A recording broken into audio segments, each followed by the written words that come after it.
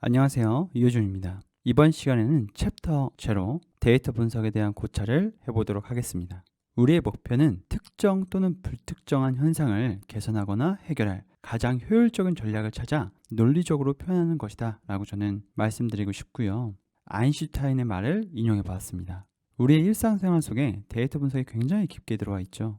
여러분들이 집에서 보고 계시는 넷플릭스, 유튜브에서 보고 있는 광고 노출, 유튜브 뮤직에서 보는 추천 동영상, 추천 음악, 그리고 의료 분야까지 음악을 듣는 일상에서 크게는 기업이나 국가의 운명까지도 좌우하는 데이터 분석이라고 한다면 조금 과장됐을까요? 국가의 운명까지 좌우하는 데이터 분석을 한번 보도록 하겠습니다. 이거는 위키디피아에서 가져왔어요. 이걸 다 읽어보시라는 게 아니고요. 이 파란색 글씨만 한번 보도록 하겠습니다. 버락 오바마가 미국 대통령 후보로 유권자 성향 분석, 미결정 유권자 선별, 유권자에 대한 예측을 하여서 비용 대비 효과적인 선거를 치를 수 있다는 것은 굉장히 데이터 분석에서 유명한 사례로 남아 있습니다. 그러면 얼마나 큰 효과적인 선거를 치렀는지 한번 보도록 할게요.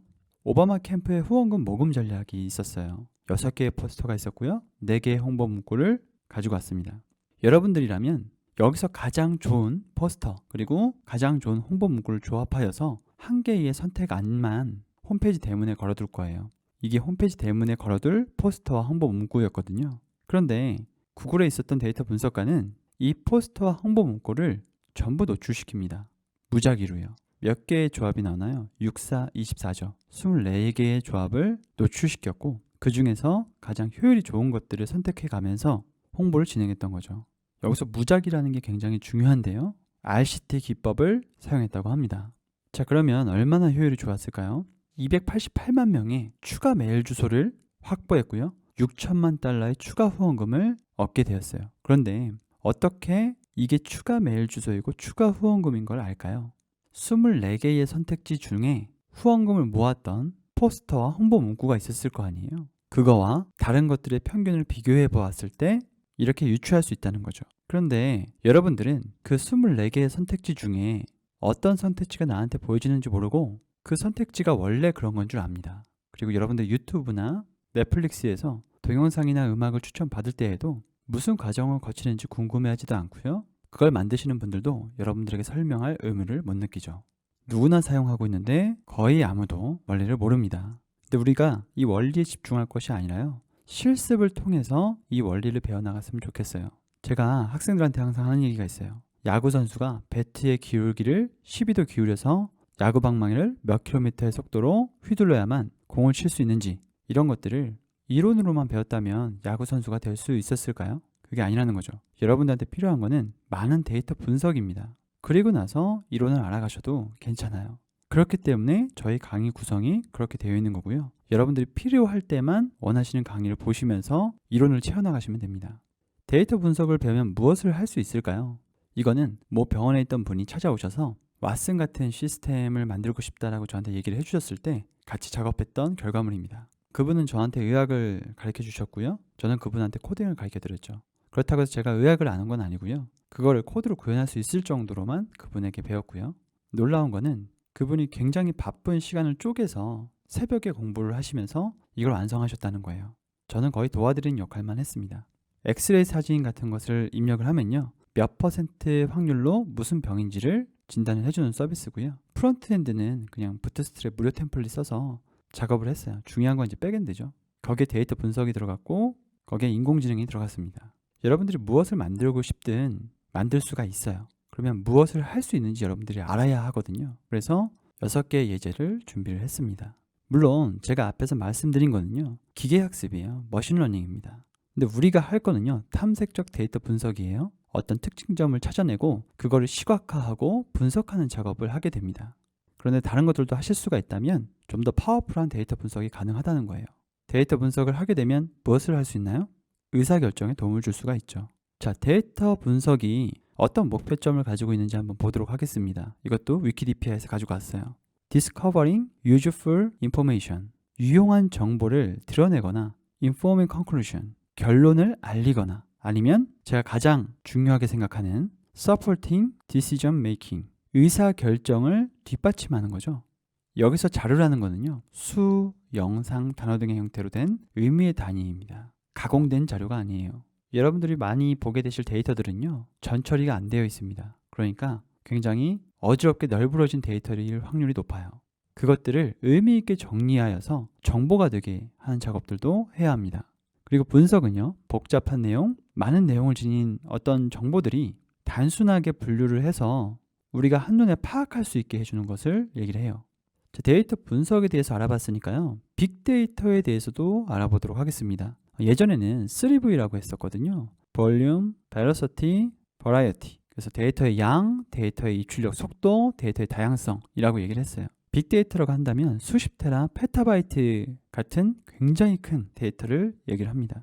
데이터의 입출력 속도. 우리는 빅데이터를 분석해서 1년 뒤, 2년 뒤에 쓸 게 아니거든요. 지금 당장 쓸 분석 데이터가 필요해요. 의료진이 진단하고 지금 바로 의사결정에 도움이 될 만한 데이터가 나와야 된다는 거죠. 한 달 뒤, 두 달 뒤가 아닙니다. 그런데 엑셀 같은 것도 여러분 굉장히 좋은 도구예요. 그런데 속도가 파이썬에 미치지 못하죠. 그리고 처리할 수 있는 데이터에 한계점이 있습니다. 파이썬하고 엑셀하고 굳이 속도를 비교한다면 몇 배 정도 차이가 날까요? 10배, 20배가 아닙니다. 1000배, 10,000배 이상 속도가 차이가 날 거예요. 그만큼 엑셀이 안 좋다는 게 아니고 엑셀에 너무 많은 기능들이 들어가 있죠. 데이터의 다양성, 다양하게 있어야 된다는 얘기입니다. 근데 지금은요, 3V라고 안 하고요, 5V라고 합니다. value, velocity가 추가됐죠. 데이터의 가치와 정확한 정보를 제공하고 있는가. 빅데이터가 왜 중요한가에 대해서 이 큰 수의 법칙을 늘 다룹니다. 이건 무엇이냐면 여러분들이 주사위를 3번, 4번, 5번 던졌을 때는요, 계속 1이 나오거나 계속 2가 나오거나 계속 3이 나올 수 있어요. 그런데 여러분들이 주사위를요 10만 번, 20만 번 던지게 되면 확률에 근사하게 값이 나오게 됩니다. 그러니까 60만 번 던지면 거의 엇비슷하게 10만 번, 10만 번, 10만 번, 10만 번, 10만 번, 10만 번이 나온다는 얘기죠. 저희가 이거 뒤에서 실제로 코드로 주사위를 60만 번 던져보도록 하겠습니다. 이걸 왜 설명하느냐? 빅데이터에서 데이터가 많아질수록 결국에 우리가 원하는 결론에 보다 근사하게 도달할 가능성이 커진다는 얘기죠. 자, 이건 데이터 분석의 힘이라는 책에서 가져온 내용이에요. 비교적 쉽게 대량의 데이터를 가질 수 있게 되었습니다. 또 그 전에는요, 그 데이터들이 아무런 쓸모없는 값이었지만 지금은 분석을 해서 의미 있는 정보로 만들 수가 있어요. 자, 이런 대화가 일상생활에서 많이 일어날 거라고 데이터 분석의 힘에서는 얘기를 하고 있습니다. 과거 광고의 매출 데이터를 분석해서 광고가 매출에 미치는 영향을 조사해 주세요 라는 얘기죠. 이걸 데이터 분석가에게 얘기를 합니다. 근데 여러분들이 이 대화를 듣고 나셔서 주의하셔야 될 점이 뭐냐면, 과거 광고의 매출 데이터를 분석해서 광고가 매출에 미치는 영향을 조사하라는 말이 맞는 말인가요? 상관관계가 인과관계가 아닙니다. 그러니까 광고의 매출이 상관관계이지만 인과관계는 아니란 얘기죠. 광고를 많이 할수록 매출이 많이 오르나요? 그런 게 아닐 수도 있잖아요. 그러니까 국가 간의 관계가 개선돼서 우리가 수출하는 품목에 대한 수요가 급작스럽게 늘었을 수도 있고, 또 관계가 악화돼서 저희가 수출을 못했을 수도 있고, 여러 가지 다양한 데이터들을 종합적으로 따져봐야 된다는 거죠. 그래서 잘못된 결론에 도달했다면 데이터 문제가 아니라 비어스 문제일 수도 있습니다. 편향이라고 하죠. 자, 여기서는 가중치라고 얘기를 하도록 하겠습니다. 광고에 지나치게 가중치를 둬서 분석을 하게 되면 정확한 의사결정을 하기 위한 데이터 분석이 이루어질 수가 없다는 거죠. 자, 실전에 들어가기 전에 간단하게 알고리즘 측정 방법에 대해서 알려드리고 가겠습니다. 물론 저희 수업에서는요, 알고리즘 수업이 들어가 있어요. 그래서 여러분들이 그 알고리즘 수업을 간단하게라도 보고 오시는 것이 좋습니다.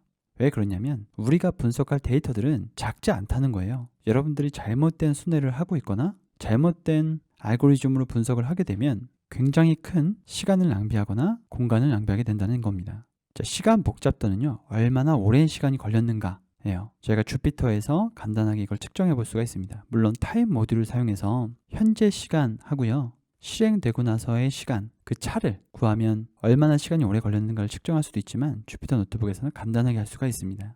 자, 계산 복잡도는 얼마나 많은 반복을 하였는가인데요. 비곱표기법을 저희는 쓸 거예요. 그래서 비곱 n은 n과 비례할 때, 비곱 1은 한 번에 될 때, 비곱 n의 제곱은 n의 제곱에 비례할 때, 이렇게 표기를 해갈 겁니다. 그리고 공간 복잡도는요, 저희 강의에서 많이 다루진 않겠지만 알고는 계셔야 합니다. 얼마나 많은 공간을 사용하였는가에 대한 부분이에요. 자, 오늘 강의는 여기까지고요. 다음 강의부터 실전 데이터 분석으로 들어가 보도록 하겠습니다. 감사합니다.